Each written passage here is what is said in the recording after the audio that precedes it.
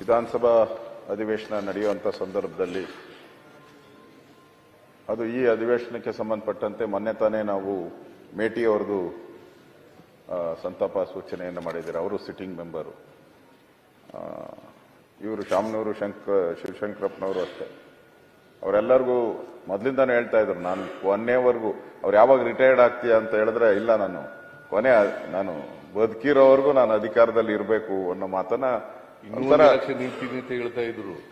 ಇನ್ನೊಂದು ಎಲೆಕ್ಷನ್ ನಿಲ್ತೀನಿ. ಹೌದು, ಇನ್ನೊಂದು ಈಗಲೇ ಅವ್ರಿಗೆ 95 ವರ್ಷ, ಇನ್ನೊಂದು ಎಲೆಕ್ಷನ್ ನಿಲ್ತೀನಿ ಅಂತಾನು ಕೂಡ ಹೇಳ್ತಾ ಇದ್ರು.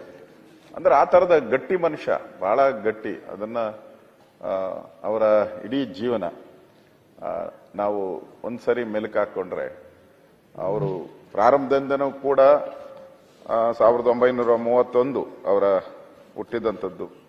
ಅದಾದ್ಮೇಲೆ ಅವರು ಶಿಕ್ಷಣ ಸಂಸ್ಥೆಗಳನ್ನ ಪ್ರಾರಂಭ ಮಾಡಕ್ ಮೊದಲು 1972 ಬಾಪೂಜಿ ವಿದ್ಯಾಸಂಸ್ಥೆಯ ಗೌರವ ಕಾರ್ಯದರ್ಶಿಯಾಗಿ ಪ್ರಾರಂಭ ಮಾಡಿದ್ರು.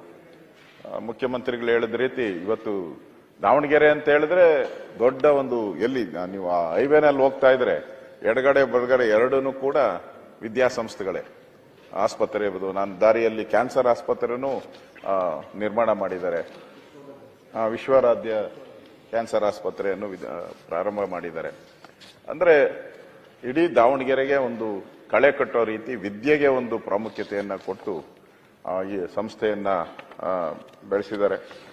ನಗರಸಭಾ ಸದಸ್ಯರಾಗಿ, ಅಧ್ಯಕ್ಷರಾಗಿ, ಶಾಸಕರಾಗಿ, ಮಂತ್ರಿಯಾಗಿ, ಅದು ಸಿದ್ದರಾಮಯ್ಯನವರ ನೇತೃತ್ವ ಸರ್ಕಾರದಲ್ಲಿ ತೋಟಗಾರಿಕೆ APMC ಸಚಿವರಾಗಿನೂ ಕೂಡ ಕೆಲಸ ಮಾಡಿದ್ದಾರೆ. ಸೊ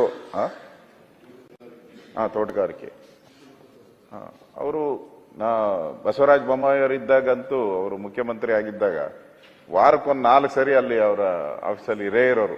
ನಾನು ನೋಡೇನಲ್ಲ, ಬಂದಾಗ ಹೋಗಿ ಅಲ್ಲಿ ಕೂತಿರೋರು. ನಾನು ಬೊಮ್ಮಾಯಿಯವರ ಹತ್ರ ಹೋಗ್ತಾ ಇದ್ದೆ, ಅವರು ಗ್ಯಾರಂಟಿ ಅಲ್ಲಿ ಇರೋರು.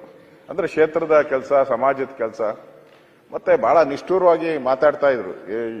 ಅವರು ವೀರಶೈವ ಮಹಾಸಭಾದ ಏನಾದರೂ ಪ್ರಶ್ನೆಗಳು ಬಂದಾಗ ಧೈರ್ಯವಾಗಿ ಹೇಳ್ತಾ ಇದ್ರು, ಧೈರ್ಯವಾಗಿ ಅರಸ್ಕೊಂತ ಇದ್ರು. ಇವ್ರು ಹೇಳಿ ಸ್ಟೇಟ್ಮೆಂಟ್ಗೆ ಯಾರು ವಿರುದ್ಧ ಹೇಳಕ್ಕಾಗಲ್ಲ. ಆ ತರದ ಒಂದು ಸೀನಿಯಾರಿಟಿ, ಆ ಸಮಾಜಕ್ಕೆ ಮಾಡಿದಂತ ಸೇವೆ ಆಧಾರದಲ್ಲಿ ಯಾರು ಕೂಡ ಇವರಿಗೆ ಪ್ರತಿರೋಧ ಹೇಳುವಂತ ಪರಿಸ್ಥಿತಿ ಇರ್ತಿಲ್ಲ. ಆ ತರದೊಂದು ಸ್ಟ್ರೇಚರ್, ಇದೇನು ಒಂದೇ ದಿನಕ್ಕೆ ಸ್ಟ್ರೇಚರ್ ಕ್ರಿಯೇಟ್ ಆಗಲ್ಲ, ಒಂದೇ ದಿನಕ್ಕೆ ದೊಡ್ಡ ವ್ಯಕ್ತಿ ಆಗಕ್ಕೆ ಸಾಧ್ಯ ಇಲ್ಲ.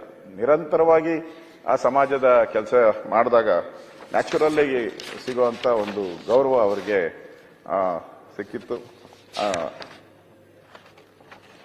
ಅವರು ಲೋಕಸಭಾ ಸದಸ್ಯರಾಗಿನೂ ಆಯ್ಕೆ ಆಗಿದ್ರು.